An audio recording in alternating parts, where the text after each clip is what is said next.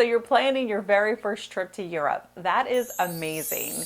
Even if you're just thinking about going, this video will be just what you need.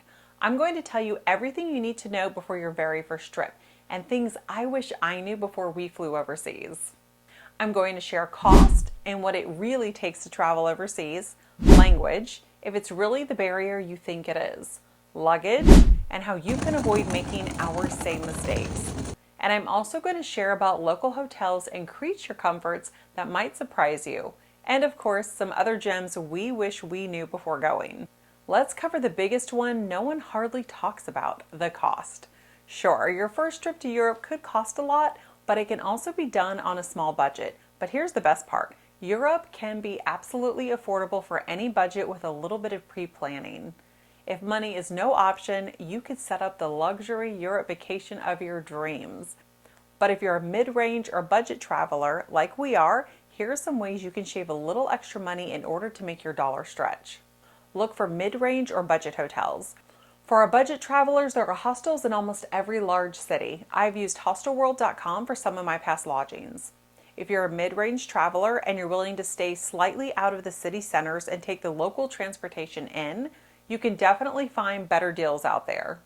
In recent years, we've been able to share an Airbnb with our travel partners, which has saved a lot of money. Also, check out locally owned bed and breakfast. We found those to be absolutely lovely, sometimes just outside of the city centers, with amazing breakfasts before you begin your day of exploring. And speaking of food, another helpful tip in keeping your costs low is to not eat out or limit how much you're eating out. I get it. Sometimes if you're out all day and you don't have a chance to pack an entire to-go meal with you, but something we have been doing that helps save is to eat a large breakfast, whether at the hotel, your home rental, or bed and breakfast, and then bring a small snack for lunch and grab dinner at a local restaurant. Staying in an Airbnb or Vrbo has helped with this. We've made grocery runs, so we would stock up on items we knew would be an easy to make dinner when we returned post-exploring. This way, we never felt like we were missing out on the delicious fare and we weren't breaking the bank. Transportation costs. If you're traveling with others and feel comfortable driving in another country, renting a car can be the way to go. But if you'd rather take advantage of the local transportation, you can get a rail pass or a city bus transportation pass. For example, in Switzerland, you can buy the Swiss Travel Pass, which offers so many options, from a 3-day trip all the way to 15 days. This can give you access to transportation on trains, buses, and boats with a little bit of a discount. And you don't have to be a resident of Switzerland to buy it. Exchange rates. Here's a little hack that we've used to get an idea of what the current exchange rate is. If you're using an iPhone, and I haven't checked this on Droid, go to your calculator, head to the little box on top and click Convert. Here you could enter whatever denomination you're wanting to use. For this example, we're going to use the euro. Put in the amount in euros and it'll show you what it converts to in dollars. Of course, this isn't foolproof, but it can give you a good estimate.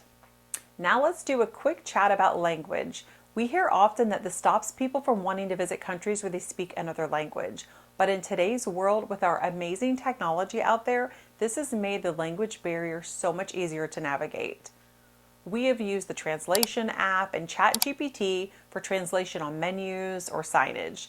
You can take a picture. For example, we'll take this menu here and upload it to your preferred translation app, and it'll change it into whatever language you need. You can also use the conversation button on the translation app to speak to a waiter or taxi driver or hotel receptionist. Needless to say, don't let the language barrier hold you back from experiencing the incredible world out there. We've discovered that most people are so patient and kind and willing to help you out if you're struggling. Luggage. Oh, the big one, or rather, should it be the small one? Take it from us, less is more. And our recent trip to Europe, we were traveling for 2.5 weeks with a lot of activities planned, from sightseeing to hiking to everything in between. That meant yours truly overpacked, way too much. So word to the wise, utilize a capsule wardrobe to make your packing seamless. You don't need to bring as much as you think. You can always pick up an extra shampoo in a pharmacy if you run out. If you utilize local laundry facilities like we did, you can cut your packing in half. Besides, what no one told us was how much we would have to carry our luggage up and down the stairs, up train station walkways, over cobblestone roads and gravel drives, Trust me, less is more. Your back will thank you later. Now let's talk about some creature comforts that might be different than at home.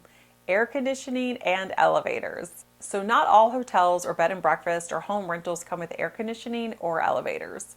Granted, even in summer, we didn't need much AC with the amazing breeze, and then we kept our windows open in the places we stayed, but it is something to consider. And stairs, all the stairs.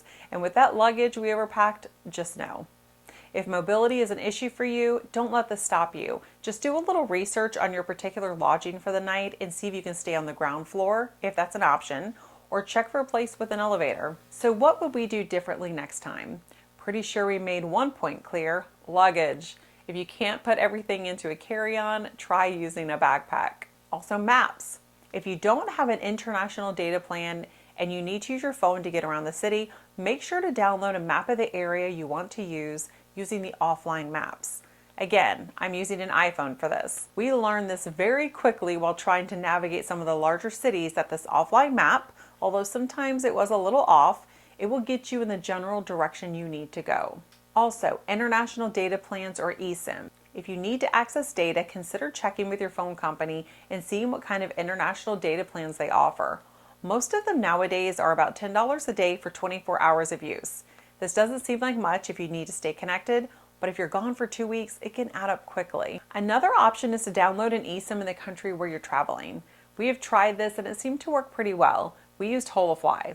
There are some instructions on how to download the eSIM, but we found their website and instructions pretty easy to understand. But if you don't care about data or international eSIMs, you can easily hop into your hotel or bed and breakfast internet, download your offline maps, check email, post on socials, and then move on with your day.